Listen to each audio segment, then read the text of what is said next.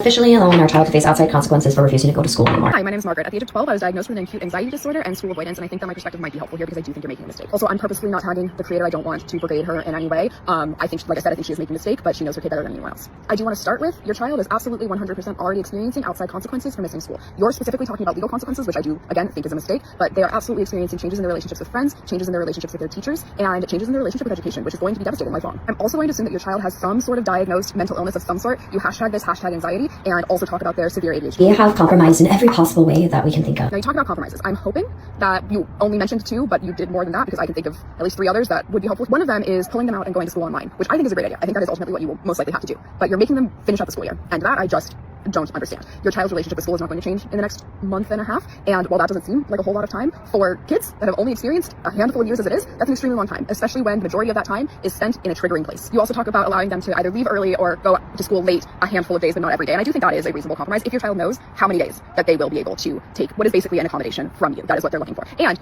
seeking out and using accommodations like resourcefully is an important part of managing your mental illness. So I do think this is a great idea, as long as your child knows, okay, we will either pick you up early or let you go late 2 days a week or 3 days a week or 1 day a week, whatever it is, as long as they understand what that accommodation is. If they don't know exactly what that means, they aren't going to know how to utilize it. We have talked to the juvenile person who's like in charge of it for our county, and they have been very sympathetic to us. You talk about speaking with someone in the juvenile court system that understands truancy. I'm assuming this is a social worker. I don't know, as well as the judge. You don't talk at all about a therapist or a caseworker at their school or a 504 or an IEP. All 4 of these should be in place for your child already. I know that therapy is expensive and is not available to everyone. I also know that in many states there are options, lower cost options for children. So if your child isn't in therapy because you can't access it financially, I understand. That's unfortunate because it does seem like your child needs pretty intense therapy. I did. But if you have a 504 or an IEP in place, they should not be punted by truancy court at all because they have a disability and their disability precludes them from going to school. They cannot be discriminated against for that. My school tried to expel me for truancy. Like, I have dealt with this exact thing. My school tried to expel me, but they could not legally do that because I had a 504 as well as an IEP that protected me. And part of my disability was school avoidance. So it was not my fault. It is not your child's fault. And consequences are going to change their mental illness. Legal consequences. There's not bullying going on at the school. They have a friend group who reaches out and says, hey, we miss you. Please come to school. You mentioned that they're not being bullied and they have a friend group and there's like no real reason for them to not want to go to school, but there is. It's their disability.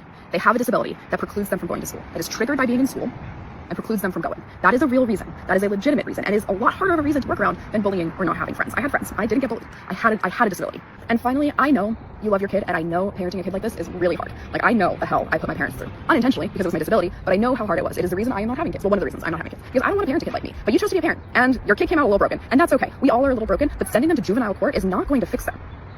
It's insane, but it's not going to fix them. I think that it will most likely make it worse.